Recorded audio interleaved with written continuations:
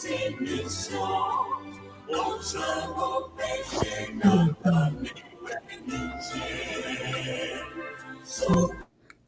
na ti era one radio empenyini say yensoma na motenten yesoma banyasafo era one radio yedin nsem anomuaye ebrem.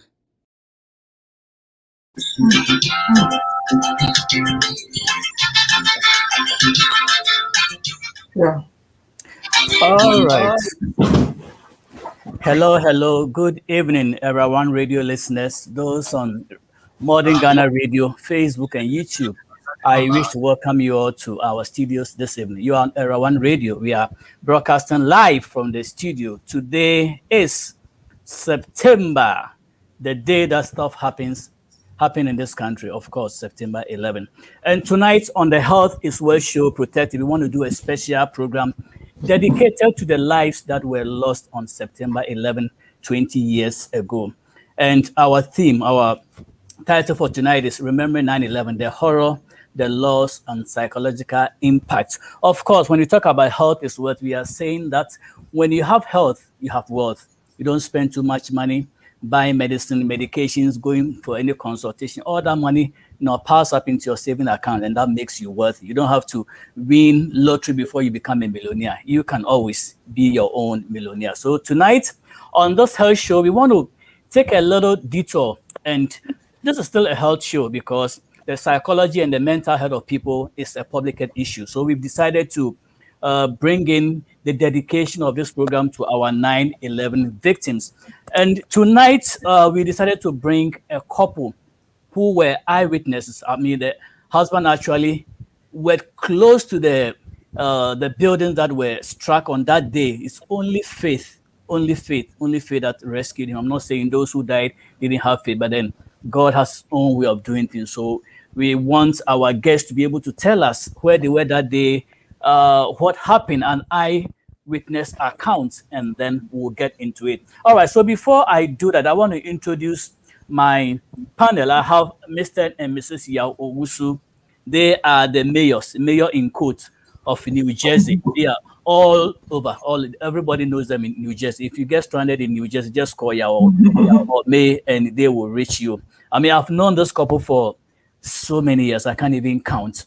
They've been roommates for over 20 years. And when I say roommates, life roommates, not just college roommates. These are, legally married, so they are permanent roommates. That is what I mean. And then I have my other brother, Dr. Ernesto Pokwa Jemai. We all happen to be in the same classroom during our, PhD dissertation days. So we go way back. I mean, Ernest is a very good friend. And tonight, I'm going to give them the opportunity to give an opening remarks and tell us more about themselves that I couldn't say. So I will go over to Yao and May. Write an essay of yourself, just 2 lines about who you are. Sweetheart, let me give you that honor. Okay. You go ahead. It seems you've just, said everything that you need to say about me. My name is Yao Owusu, and fortunately for me, with God's blessing, I happen to be in America. And fortunate to have such a beautiful wife sitting by me, not here alone. Everywhere we go together as a team. Of course, he polices you. We have 2 beautiful kids who are now encouraged. Now it's like an emptiness. And even with our kids, we see the blessings of God in their lives. And when we talk about blessings, what we mean is that, you know God, and you know how much being with God do for you. So fortunately, that's the only thing that I think people would like to know. The rest, later. Sweetheart, do you want to have something to add for me and to talk about yourself? I think you said everything. For me, I'm Mavis Owusu, married to Yao. He said, we have 2 beautiful daughters and also our niece. So we have 3 girls in the house. 2 of them are in college, and the little one is in a senior in high school. We've been in this country for a little bit of time. I wouldn't say the number, but we've been here for a while, and we just live a simple life. Both of us work in the financial industry, so that's a little thing about us. Thank you very much. In case you don't know, for those of you who listen to this comedy by BU, Akitiboge, that is Akitiboge's, official parents. Yeah, his official uh, grand wafer of Akitiboge. For those of you who don't know, Google Akitiboge in Peninsular and listen to that comedy. Awesome. All right, now let me go to Brian next. And of course, with our radio show, we are not limiting ourselves to English, bro. For ya wame, ya Ghana fonti, yeah, the Mavic mix, yeah, the bro for ni tree never one corner, for Hanuma Fanti. And as tell us more about yourself, and maybe I couldn't tell our listeners. I think you said, or why do you have to say anything again? Oh, you don't have any more? I know you are married, you have 3 women, you are married to 3 women. You want to tell us about that? That's just a joke. All right. So Ernest doesn't want to say anything. Anyway, listeners, if you want to join us, you're on Era One Radio. We are broadcasting live on Facebook and YouTube. If you want to reach us, the number to call in is 240-280-2633. One more time, 240-280-2633. And those of you who are quick at texting, it's 510-931-0946. Nti for enyimre kroni nyina ye kai 911 asemesi ehimfa na wo dana ye tie se play na akokrash twin towers no na ehimfa na dana na wo ye na bi mu na modidi bi mu so na mu nam kwan mu nti enyimre ene ho discussion ye be nti person join us, please join us. I know Dr. Setutu is behind the studio listening raptly, and my niece daughter from UK is still up. It's almost 11 p.m. in UK, but she's still up joining us. Okay, Raja, I see you. Good evening. All right. So let's go on. Let me start with Brian. Brian, that fateful day, 9/11, it was a Tuesday, the day some of us were born. I don't know how you started your day with your quiet time. I don't know what happened and how you decided to go along your day. On that particular day, where were you?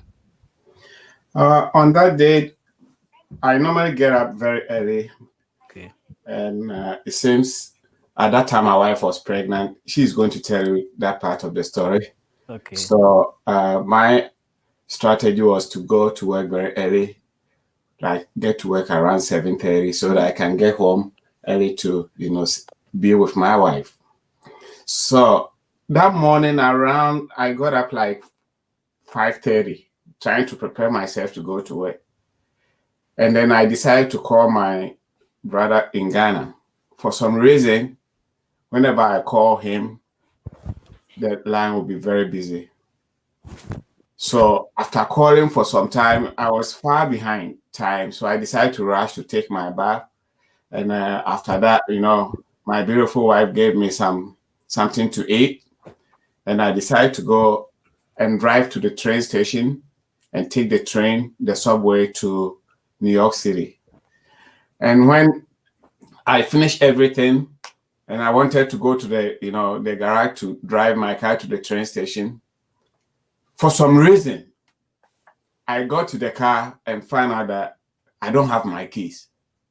So first, the phone calls were not going through, so I was a little bit late and I had to take my bath a little bit late.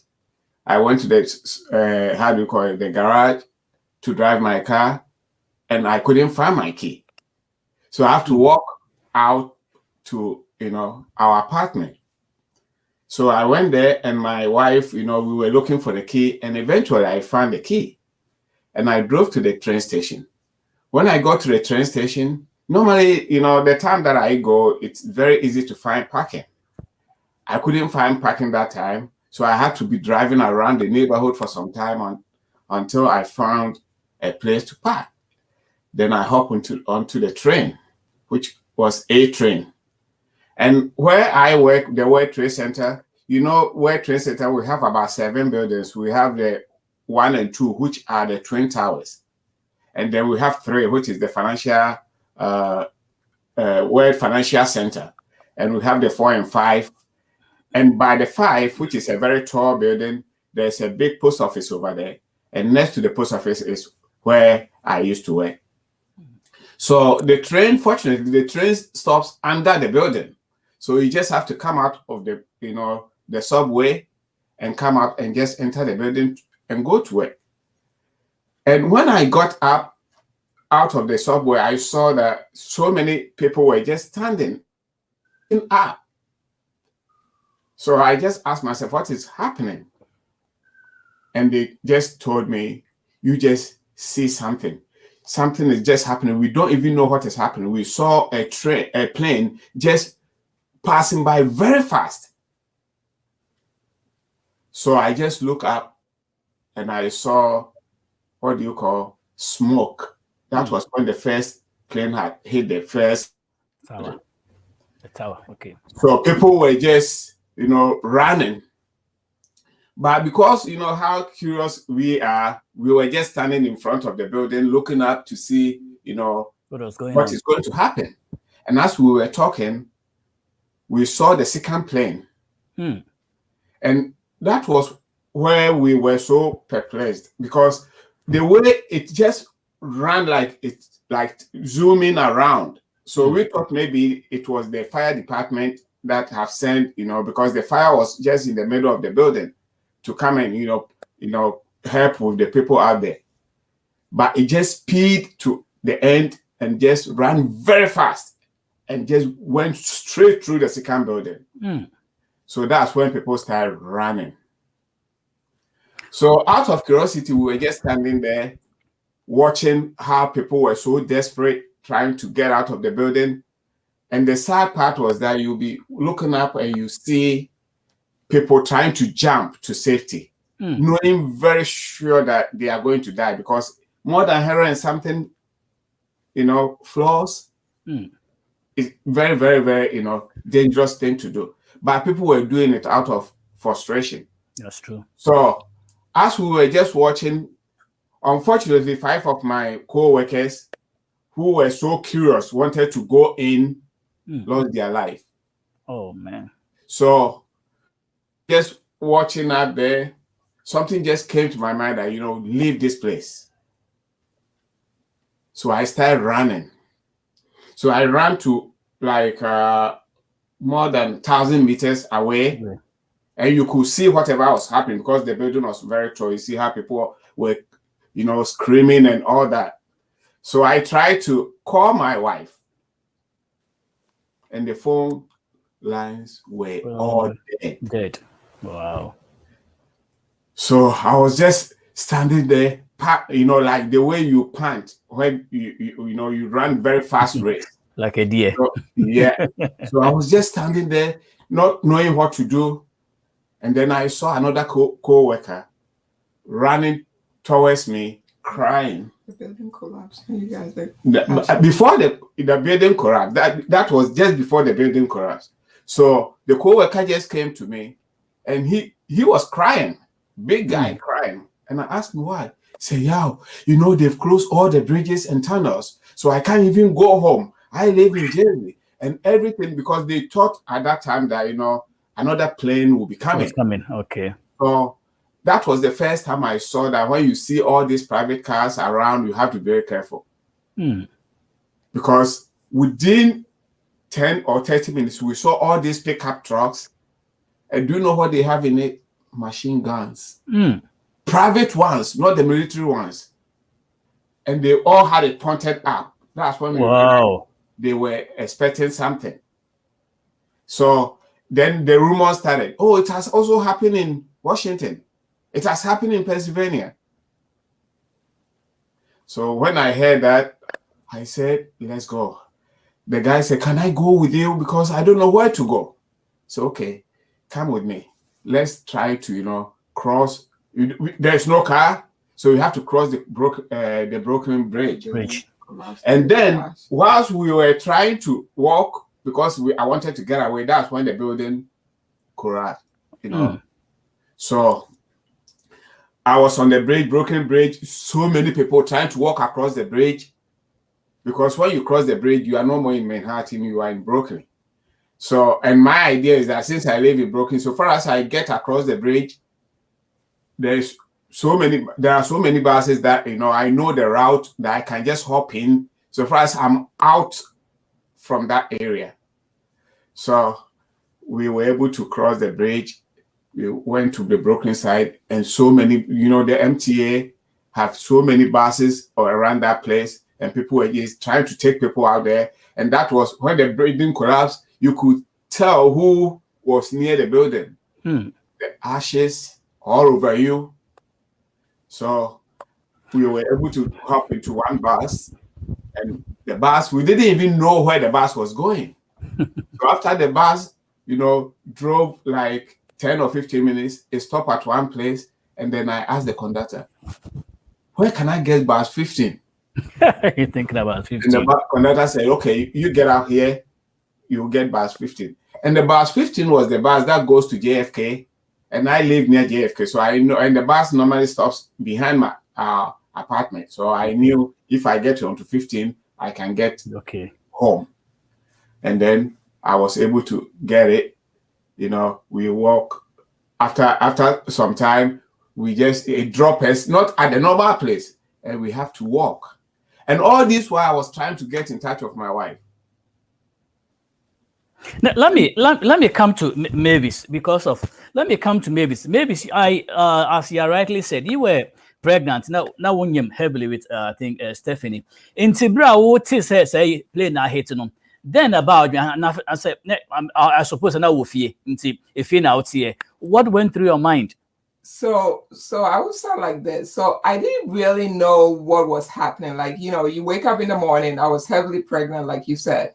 So, I was just going about my normal duties, as a, stay-home mom, pregnant, heavily pregnant. Stephanie was born in February. So September was really almost 6-7 months there. You're into it, yeah. Mm-hmm. Yeah, mm-hmm. Yeah. So I was just going about my everyday duties, like just a normal mom, wife trying to do everything that you can do.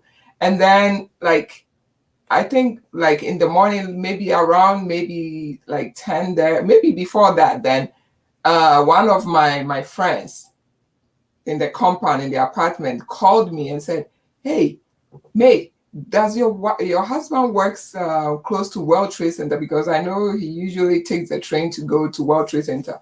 Do you know what is really going on? I'm like, what is going on? It's like, put your TV on.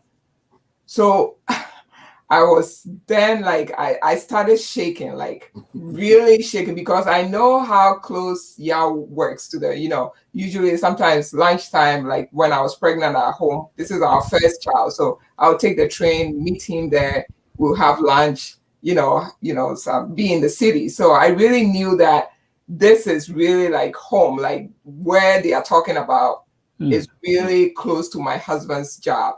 So the TV, I put the TV on, and all I saw was the tower, the two buildings with smoke, and then the building collapsed, and there were smoke, how the building collapsed. I know that it goes straight, how it collapsed is really going to go close to where my husband's work. Mm-hmm.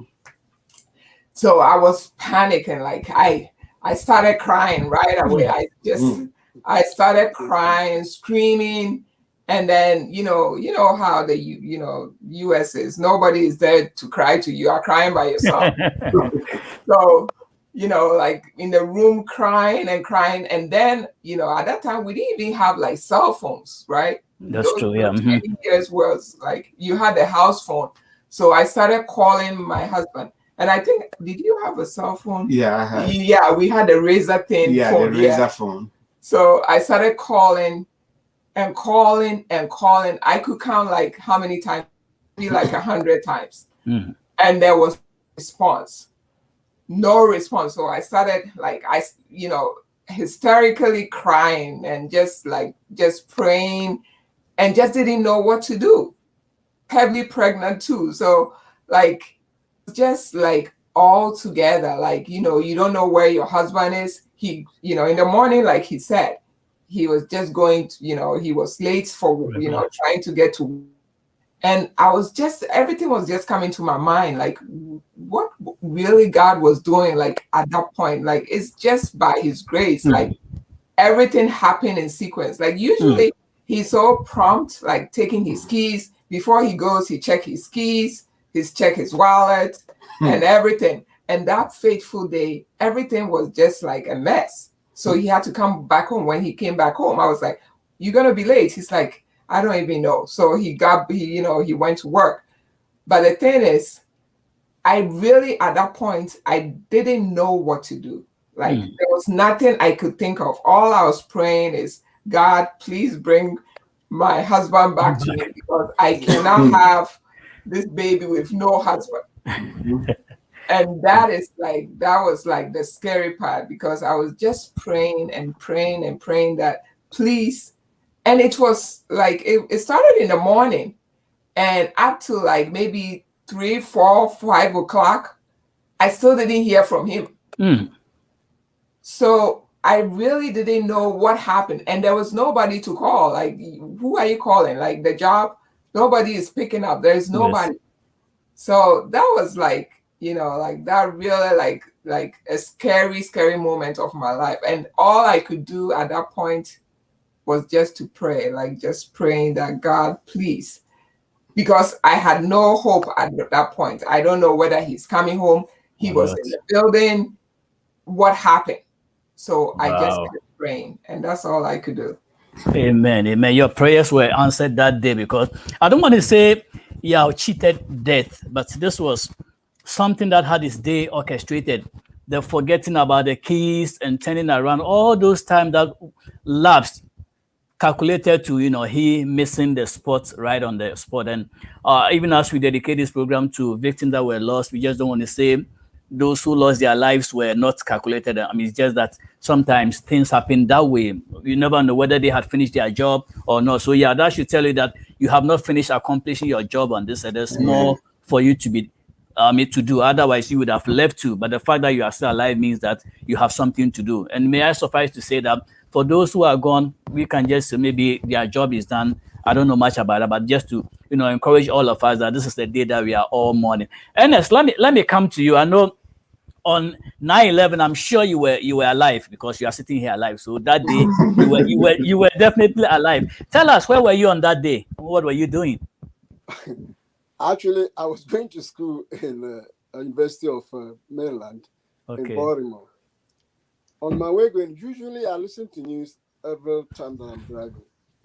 So there was a sharp news, a flash news that something is happening in the country. So I said, what is happening? So I kept quiet, listening to the news and trying to guess what is going to happen. Because when we first heard about the tower, I was in the traffic. So I moved to school, and as soon as I reached the campus, I saw a lot of people surrounding the TV in the one of the halls. I said, wow. So we were all sitting there watching everything that was going on. The one that went on in Pennsylvania, the one that went on in New York, and then the one that went on in DC here. DC. So suddenly, we found out that there were some group of people who have done that thing. And we all dispersed to some places. I mean, thinking about what is next. So hopefully we're thinking that nothing should happen again. Because we thought since it happened in New York, it happened in Pennsylvania, and it has happened in DC, suddenly they are working in somewhere around the country again. Okay. So our prayer is that nothing of this sort should happen. So like as I told you, we were there with some Panelists and other things in the school. So all of them were alert, and the city of Baltimore was typically alert about what was going to happen. So that was everything that I heard about it. Okay, all right. Thank you for those of you in case you want some history, you don't know what is going on, you just hear about the fact that there was something that happened on 9/11. The history says that on the morning of September 11, 2001, 19 terrorists hijacked 4 commercial airplanes bound for California. The planes departed from airports in Boston, Newark, New Jersey, and Washington, D.C. September 11 would become an infamous day in America and world history, and the events of that day would forever change the world. As the world commemorates the 20th anniversary of 9/11, the following timeline, which is by courtesy of the National Museum, I mean, you can get all the information. They have the timeline, exactly what happened. 5:45 a.m., 2 of the hijackers passed through security at Portland International Airport in Maine. The men would take a short flight to Boston Logan International Airport, there where they would join 3 other hijackers and board American Airlines Flight 11 at 6 a.m.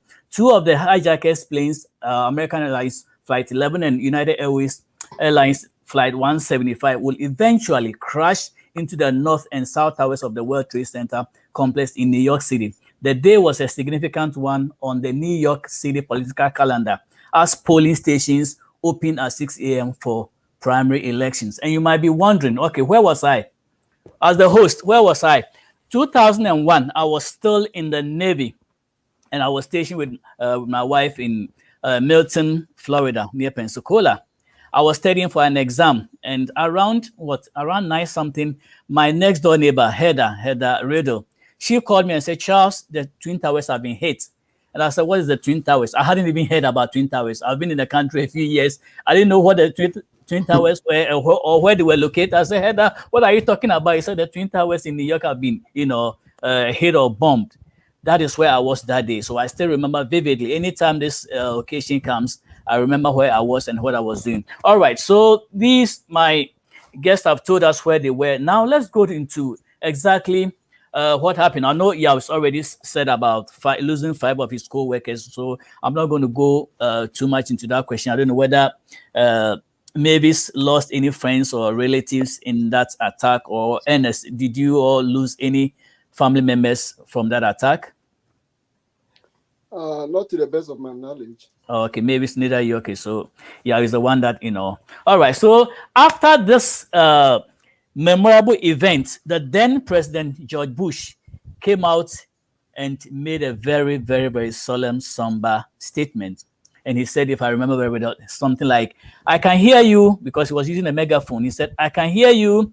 And those who did this thing or whatever it is are also hearing us, and they will hear of us." And that was what led to the war in Iraq, Afghanistan. We'll come to that later. But then President George Bush took up his courage, everything, and said, "You know what? You guys did this to us. We'll come after you." All right. So let me ask you all, did that statement from President Bush, did it serve as a healing balm for the nation? Maybe I'll go to you and May first. What do you think that statement did to the nation? Did it encourage us? Did it sound like a revenge that brought about some healing? To me, when it happened initially, it was like each one for himself, okay, and God for us all. You could tell people were, talking about their personal lives. So they were very happy that, the government has given us an assurance that they are going to, chase those guys. But from there, people were just looking at it from, I lost somebody. Okay. So they were just taking it personally. So collectively, people were happy that, the government has said something. But from there, you go home and you see that you've lost your son, you've lost your mom, you've lost your brother, you've lost that. So all the people that, lost their family members, you could tell, because I'm saying this because right after the 9/11, they have a memorial. Okay. And when you go there, there was a Catholic church just by the World Trade Center, which was not hit. So people used to go in there, they set up a memorial there and go and sit down there. And you could tell with the pictures, people looking for their missing family members. You could tell that people were not interested in the fact that the government is going to chase these people, but they were interested in their own thing, like, how can I find my brother or my sister? Because some of the people were found some days, weeks after the incident. So to locate their bodies and to identify their bodies, it was a task that, really took people's mind from the fact that the government is going to chase the perpetrators, what they did. Okay. And just to add to what my husband is saying, so after that, there was this statement, like you said, by the president, right? The president is the president of the country. This is a statement that was made.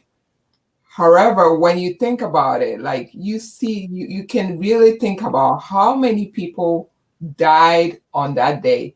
And just making that statement to me was not like, is a president making like a statement. But to me, that was not really like enough, because you can say a statement that you are going to go after them. But what about all the 3,000, or I don't know the exact number, but what about all the people who died, people who have lost their father, who have lost their mom?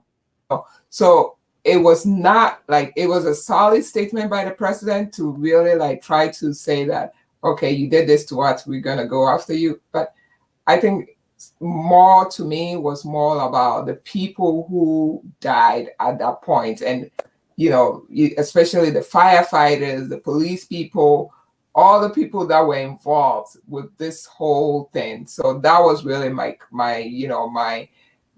really like touching point. Is, you know, the statement usually when you're a leader and something happens, you really want to come out and say something that will encourage your citizens, which he did. But I think for me personally, it's not the statement that comforted me, because you were going to go after them. You were going to go after them. That is really like a political statement, and maybe to comfort people in general, but it's not. It's not something that I at that point I was thinking about. You know, I was thinking about what I went through. You know, the impact that it had. Like, my husband later came in covered in smoke, and we didn't know. You know, like, not smoke, like ashes, right? And we didn't know what is the impact of those ashes from that building. So those were the things that, you know, I was thinking about, not really the statement that was made.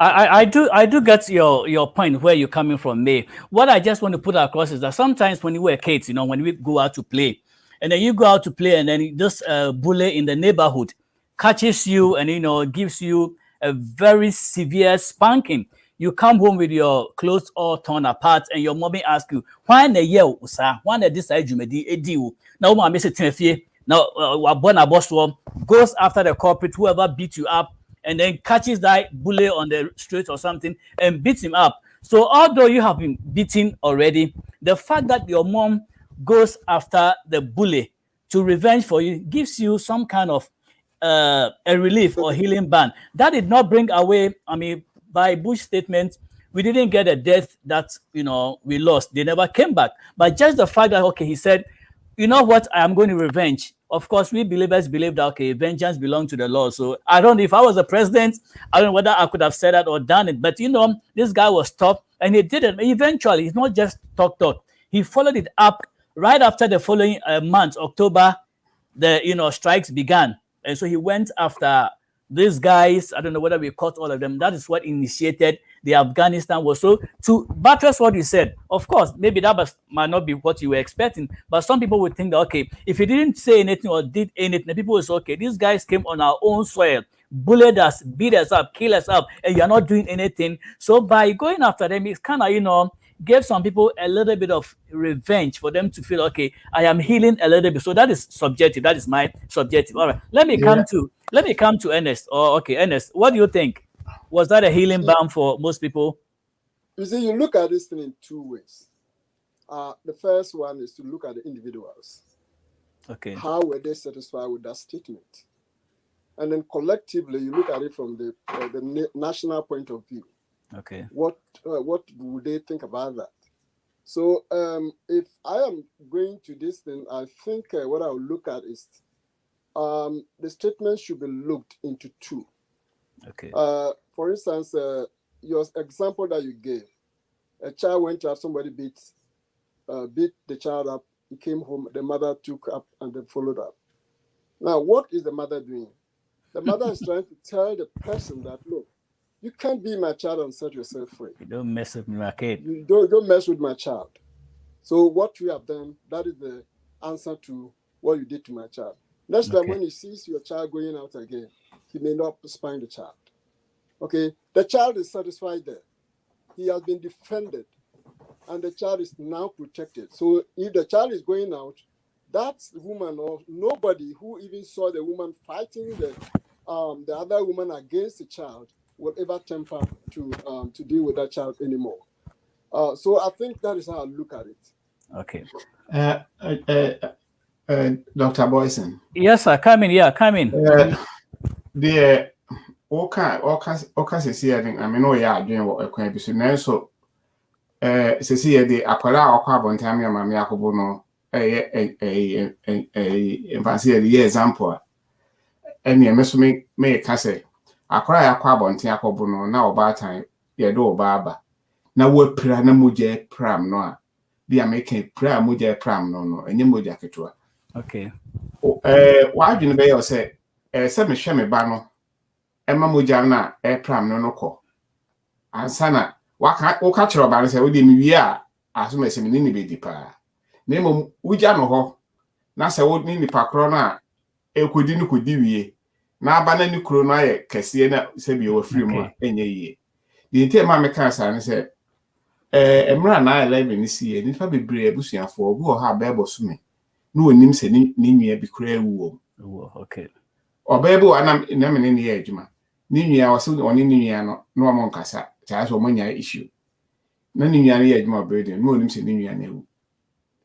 Enti edi be fanse bosume ni echiri tama ko fodu photo ko gina ho na ye ehu asomesi no ansa na true DNA no omo be ka chense ye hu ni nwia no na ni nwia na ewu. Enti e ba afoforo nipa bebre o ho a omo ye adwuma o ho a wo mo enkrofo kra wo be adwuma omo nim so omo ewu. Ti di ona hu ni se nipa bebre di photo akogina ho pay nipa na Ushe wa winim sa World Trade Center ho yi pa na hwe enipa ekwan bi so no so enipa 3000 ne kro wiye no ese ye de nyame ase. Okay. If you say star man kofo ni ye ni se ko mo ma no call 10 o'clock na say even 11 o'clock ka nipa ekebe wu no. If you say World Twin Towers no mo be floor be a friend Windows of the World. Okay. Na Windows of the World na ho na manfo tourist na e ba ho no wo mo de etue sika na akogina ha ohu New York baby hu ayi enti ade amafo tues ka na akwa nipa ticket e wo ho no da ko kra nipa ebe ko ho na bro more than 50 to 100,000 every day.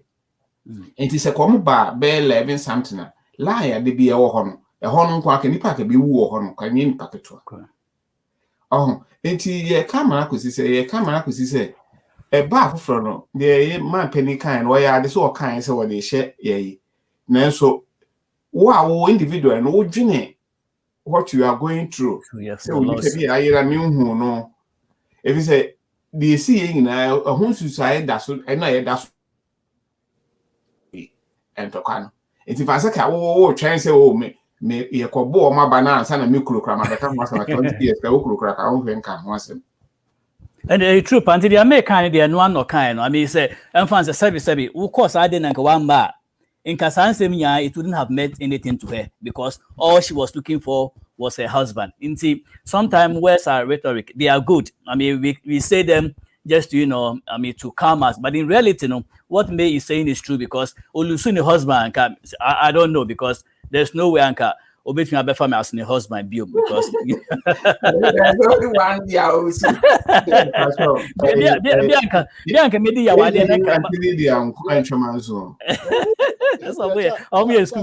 yes, sir.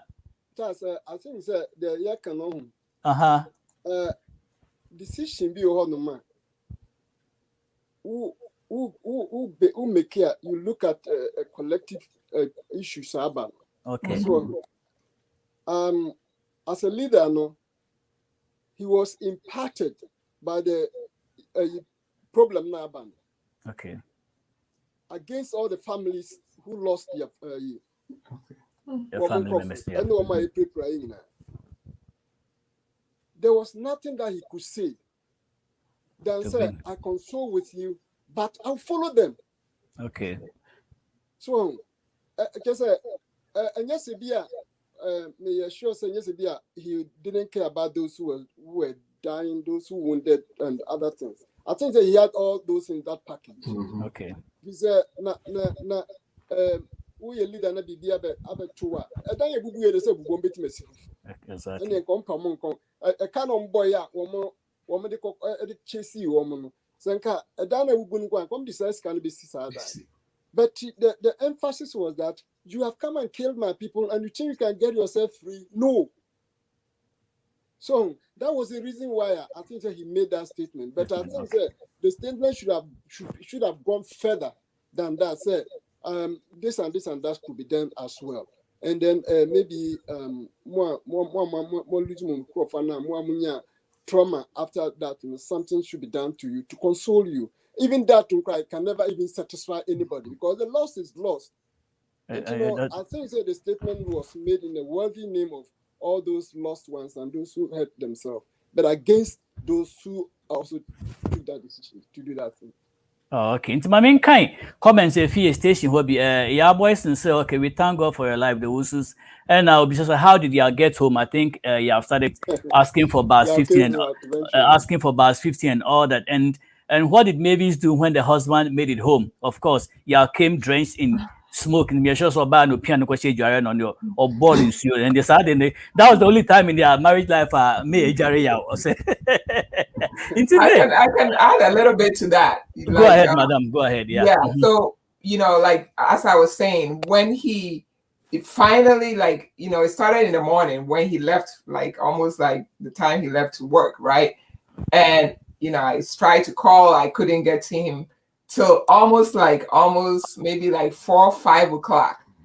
And I couldn't, like, as heavily as I was pregnant, right? I wasn't sitting down.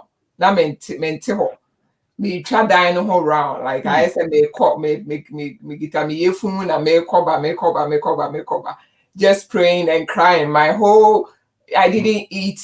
I was in tears and I was crying and you could tell the whole body was just giving up. I need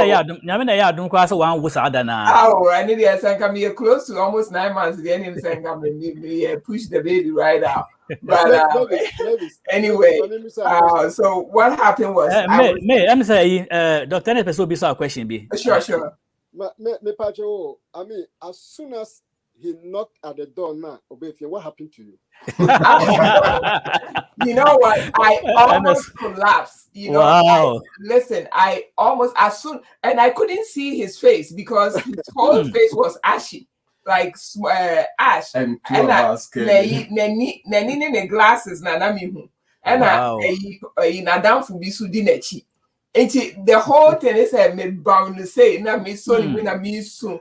And I down for nusu jina hono oshe and and I made my son like my son say na me jina hwa na me su and I down for no I say we are home. Oh. And I'm saying what happened? And I feel me say oh my mom trans and me coffin so say me mom so I know my mom so and they started talking like speaking and I was just thanking God. I was like, praise God. Everybody me that's it. And after he came, I was so like, this is really something that really happened to me. Like the next day, I think he couldn't go to work. No, but we didn't go anytime he wanted to go to work, I had this really bad feeling. Like wow, my heart was wrenching. Like I was thinking like, oh no, not again. Please. But the good thing is, right after the 9/11, because after 7, because the buildings were all, they say it's how do they no, like it was not. You can't work in there. Okay, it's not safe to work in there, so they move us to, and I thank God move us to that place. They move us to Pleasantville, which is upstate New York, okay. Which is very quiet area. Yeah. Say Okoshe work white. It says be cocoa farm be a dan yesi building work farm. Yeah. They were even giving us food, morning breakfast, lunch, and dinner. And some people they even gave us hotel if you want to stay there. Wow. And with my case, I can't stay there. And the normal say I would have taken that off about because my wife was very pregnant, unless they wanted me to bring my wife to the way. Yeah, but let me just say, this is something small. But one thing I like for him going there is when he goes there and he has like breakfast, there is something that I really like. It was called cinnamon roll, and that was my craving. So anytime he goes to that work, the Pleasantville, he will come and bring me a whole bag of cinnamon roll for the pregnancy. So I think that's really like it was a plus for me. But I can remember because we were pregnant. Even when he brought the cinnamon, we were still adding pepper to it. Okay.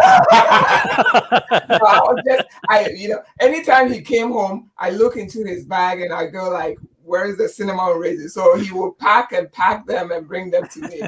And we still talk about it. Yeah, we still do. So anytime we be fu ya be and so kind 9/11 now bam and now forget about it.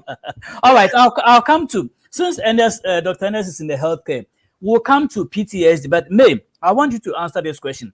What was the psychological effect that you went through? And then I'll let Ernest respond to the PTSD aspect of this whole thing. Yeah, so like I was saying, I just, give a little bit, an insight of how I felt. I think I was traumatized. That's the word. That is really the key word that came to me, because one, this could have ended so badly where I would have lost my husband when I was almost like due, like maybe 7 months pregnant, right? He could have gone to work, like, just like it's happened with other, like wives and, how it happened. He could have gone because as he was running from the building, as the building collapsed and as he was running away from the building, that's how he was covered in ashes. So if that building could have fallen down wherever he was and he died, then I would have lost my husband.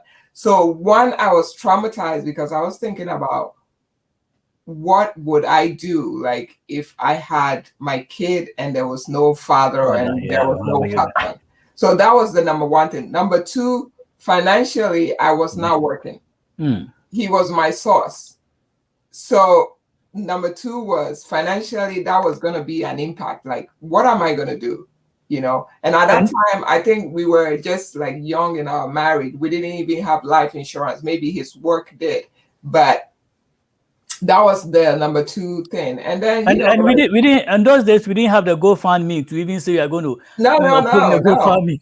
No. So and then what am I going to tell the family? Like, he went to work and he was hit by a building and whatever, like it was just so weird and strange. So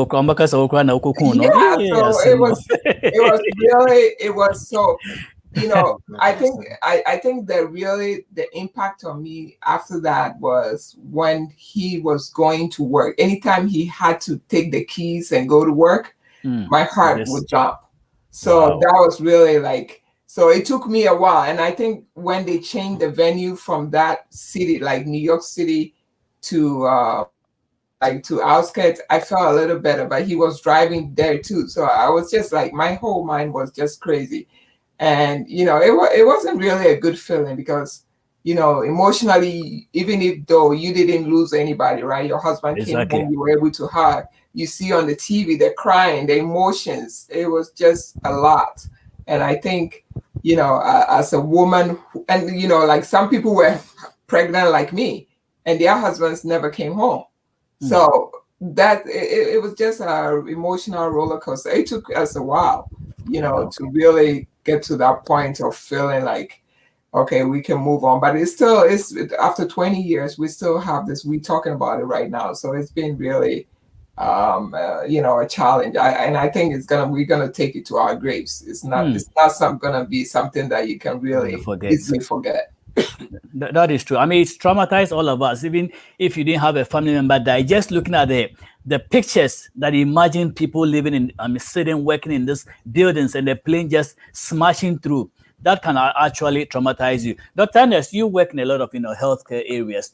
When we talk about PTSD, most of the soldiers who go to wars and all, even when they come back, they still have this feeling. And like May alluded to, 20 years after this event, she still pictures how her husband walked in smoke. I mean, luckily he came home. How do you treat PTSD and people who are going through? Is there any cure, or how does that work? You know what? When you talk about PTSD, it's not one thing. It's a syndrome. Okay. A syndrome is made up of all the psychological factors that will affect them. Some of them will be personality. Some of them will be social. Some of them will be finance, economics, and all hazards that actually occur to them. Usually, they remember them. The remembrance of them and the impact that they have with them goes with them anywhere that they go. I'm going to use this COVID-19 as an example. This COVID-19 has a post-traumatic syndrome that probably may come at the end of this COVID period. A lot of people are also losing their families. The sickness also causing people to become very poor because they have no job to do, and all kinds of things are happening now. This the one that happened in New York. You may bear with me that, as Sister May was saying, some people might be pregnant and lost their husbands. Remember, the child is coming to be born. The mother has this kind of pain in her. He's going to give birth to this child. The pain will never go. It will even stretch all the way to the child. And it's going to be, in fact, the child is going to be the key of remembrance. Your daddy died in this particular occasion. And it's going to torment them. This torment, it's very difficult to take away this thing from your mind. But the easier way to do it is to converse around it. You talk about it every time. The more you talk about it, the more people share your views together, and the more it reduces the tension that it has on you. So, in terms of economics, I'm going to use Auntie Mercy and the husband, for example.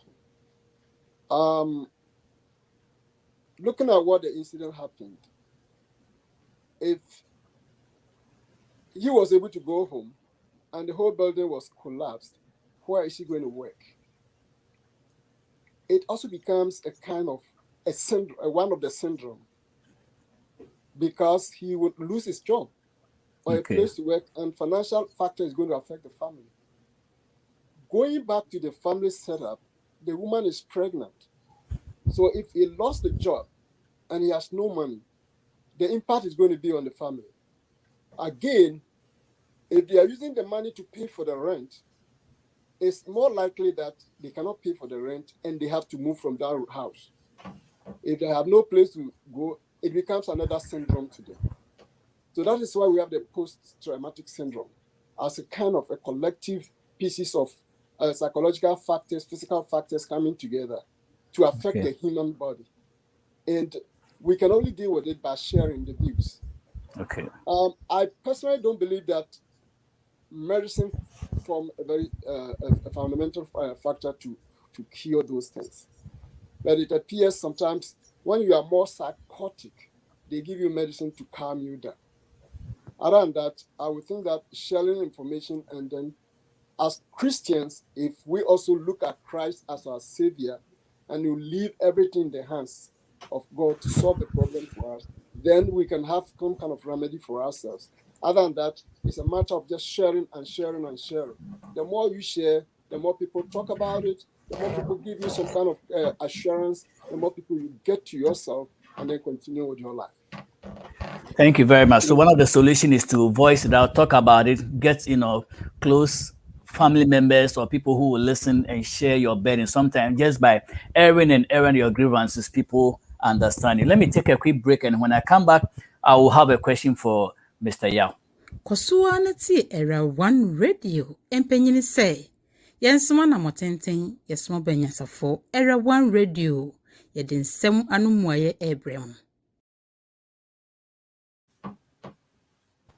Okay, so we are back. Miami Brayao, you work in the financial industry, and so that day you were going to work.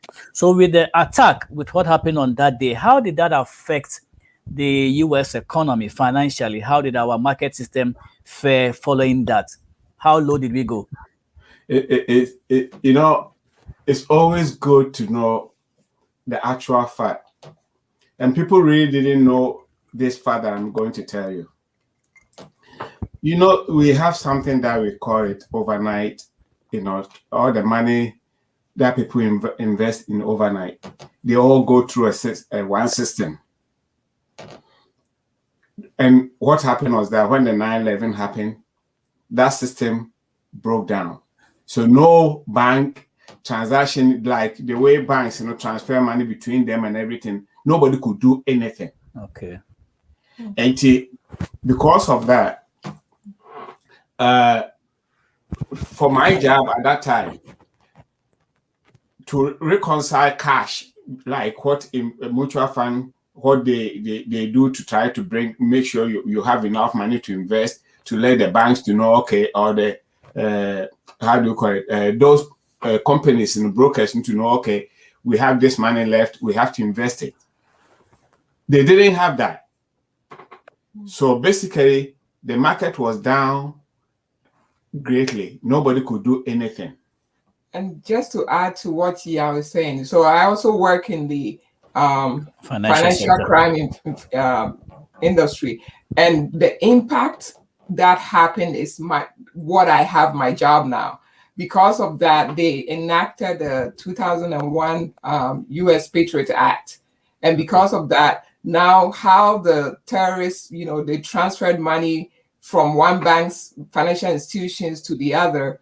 They use the financial system for them to have access to the funds that was used to to fly the plane, to buy the plane tickets and all that. So because of that, 2001 we have the U.S. Patriot Act, and because of that, now we have the financial crime investigation in terms of anti-money laundering, so that any transactions, and that is really the job that I do, any transactions that go through the bank, there is an investigations behind the scenes to see who is taking what, who's sending what to what, and what is the purposes of the transaction. So because of that, now we actually have the jobs in terms of financial investigation. So I think that is also an impact. Yeah, that's one. That is after the 9/11. We are just talking the day of 9/11. So all the transactions that stopped. And if you want to have any information, you don't have it anywhere.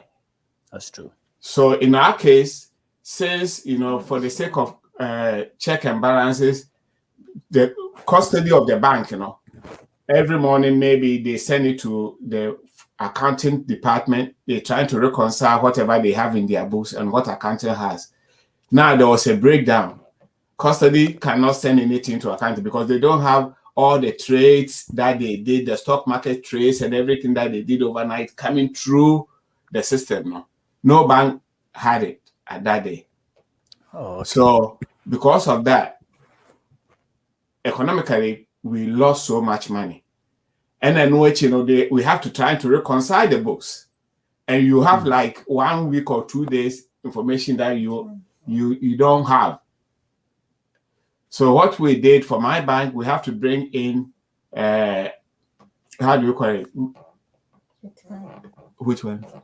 Time. Oh, okay. So what we have to bring in auditors to sit with them, trying to reconcile. I say, my test now within the book, but I'm try to, which is not the case. That's not what is supposed to happen. But we have to do that to bring it to, to be abreast of whatever is going on. Okay, thank you very much. I think I'm almost near the end of my time, but then I'll play with Dr. Osus to give me 5 more minutes, please. Dr. Osus, if that's okay, give me a thumbs up. All right, so let me go to Ernest. 20 years after 9/11, and last year, which is a year before the 20th anniversary, we had another terrorist attack our nation in the form of a biological weapon, a virus. This one, no airplanes were involved. The virus couldn't climb on any airplane to go and destroy us. They came in, they sneaked in from wherever, we don't know. Ernest, 20 years from now, when we look at, or that would be, I think, 40 years from, when we look at the pandemic and this, would we equate the same thing? Because the pandemic also has taken a lot of lives. Can we equate the pandemic to the crash? I don't think that is possible, but then let me get your mind on that. Yeah, there's a study that I've gone on. I think I have a copy of the person who did the study here.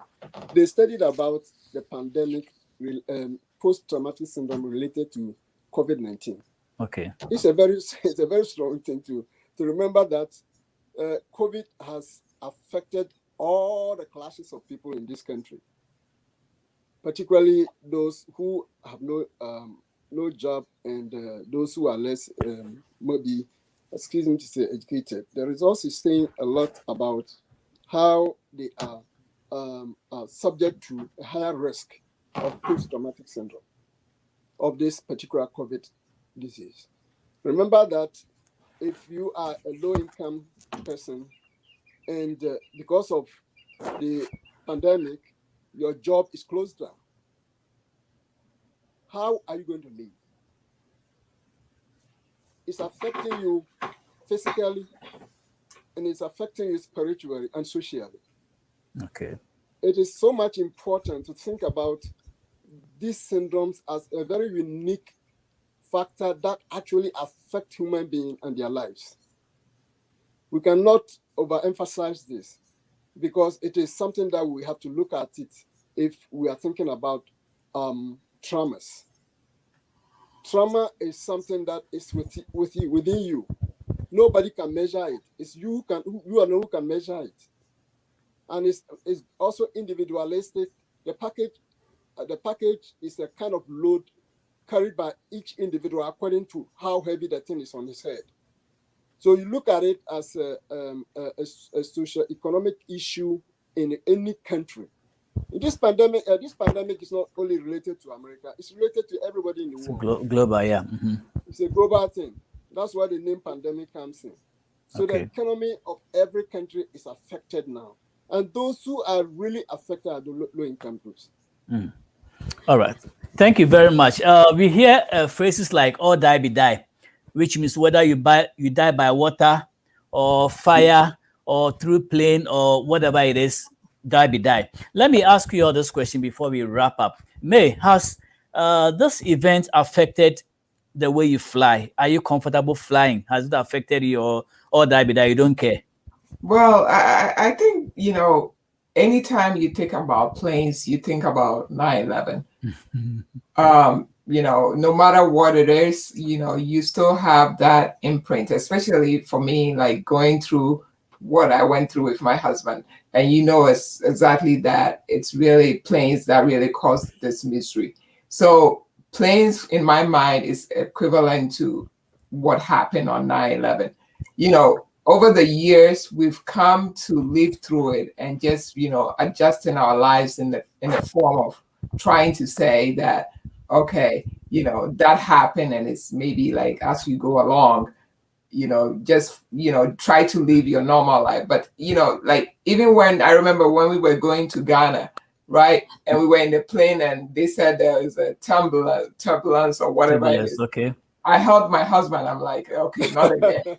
So, not again. So, basically you have this experience imprinted until you die, actually. It's really going to be part of you, like always equipping the fact that somebody really thought about it, use a plane to hit a building and kill almost 3,000 people. So you really will have this imprint. But you know what? The most important thing I think that takes me through is the fact that we serve a living God. So when my time comes and I'm going, I'm gone. It doesn't have to be plane. It can be water. It can be whatever it is. Exactly. So that's really my hope in terms of how I'm going to leave this world. So it's really, that makes the difference. But I think, if you think of somebody who doesn't have the hope or trust in Christ, then they might think, okay, as soon as the plane starts shaking, well, there's going to be something like that. But, for me, and I think my husband too, once you think of death, it can be anything. I'm ever ready. I pray that, we can see our children's children, see them walk through the aisle and all that. But, whatever happens, it happens. Life is what it is. Life is what it is. It reminds me about the story where Papa Bini Akacha and said, "Dua and the Bekuno. Dua and the Bekun office bia or Tnedua say, Dua and the Bebugunus, they be no avoid this on Tnedua, and they sit in the Kuno, or Koto, a Yusuko, a Chapia, no way. Yes, or read you and a cobon is no wooye. And yet necessary side, all there be there. Yeah, let me take your mind. Has flight kind of, with this incident, has it affected the way you see flight? The good thing is that because of this event, now the cockpits are secured. You can't even go near the cockpit, or you can't even open the door and go there. It seals so much that it's just the two pilots, or if one pilot, the rest with the passengers, we are not privy to. So yeah, has that affected you? I would say no. But Okay. one thing I want you to know, with everything, all these security measures that they've even put in place, if somebody wants to do something, they can still do. World Trade Center, 2 years before the 9/11, these same people tried the World Trade Center number 5, the building number 5. Then, unfortunately, where they had it, it was the basement with strong things, so it didn't kill. Only 5 people were there at that time. And they came back. That was a so it's like we are trying to be smart, and these people are trying to find out other ways of doing it. So we just, basically, when like my wife said, I always look at it this way. That is my protector. Anything can happen. But if God is protecting me, when my time is not right or time is not ready for me to go, God will always make sure that I'm safe. So that's the only thing that, I'm not afraid to travel in the air, by the sea. The only thing is that if you want me to swim, that one, I won't do it. Just a like Boison. No, not even that.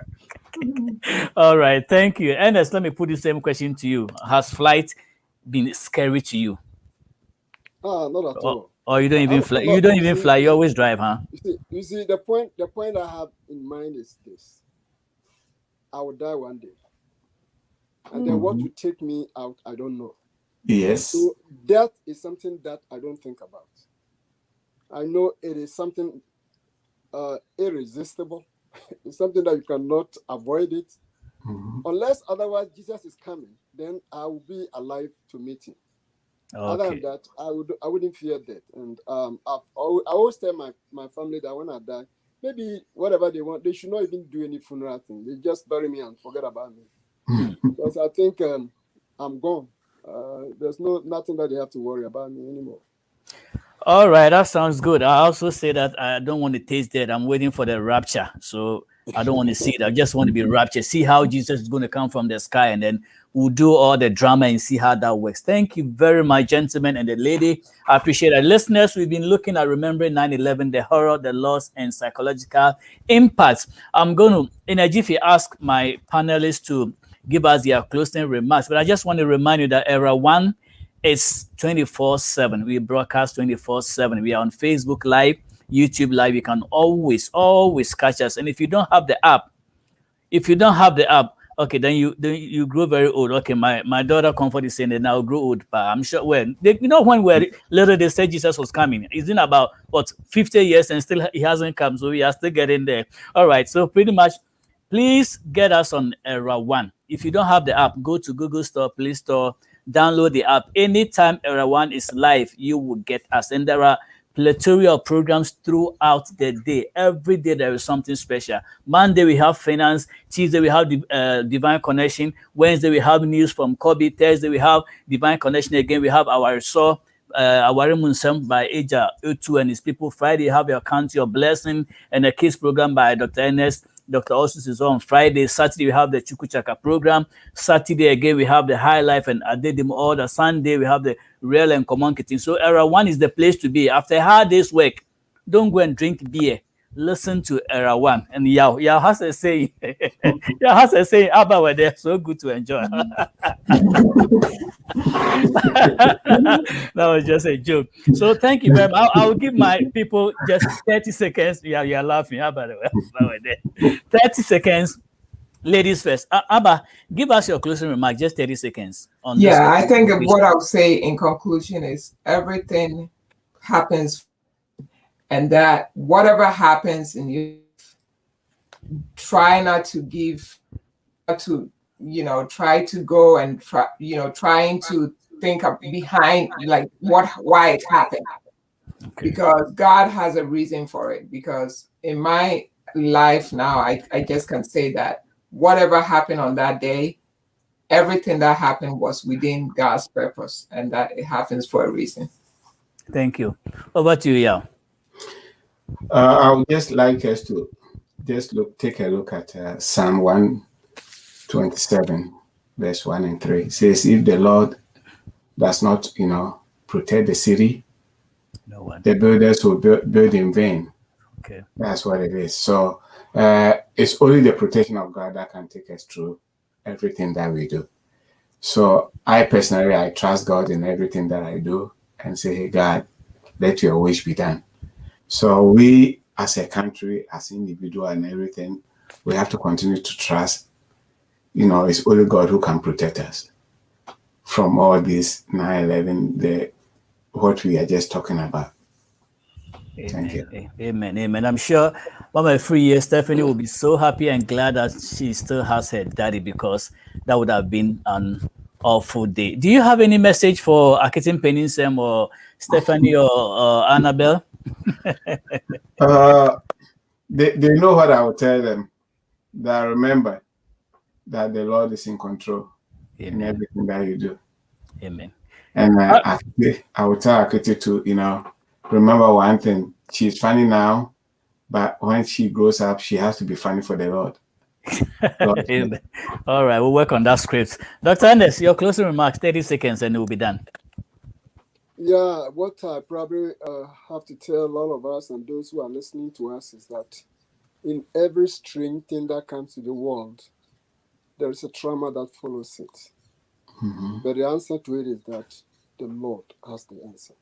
Amen.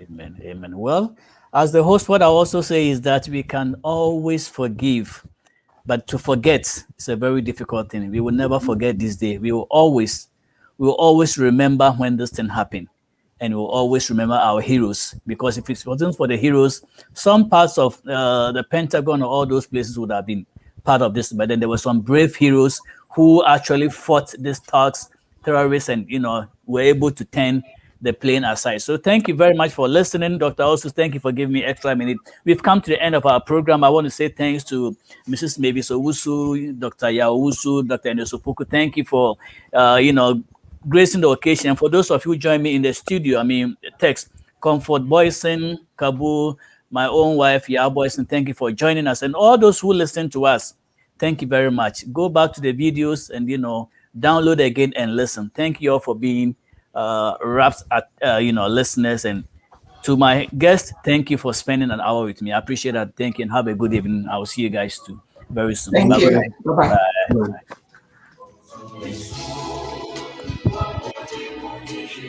Bye.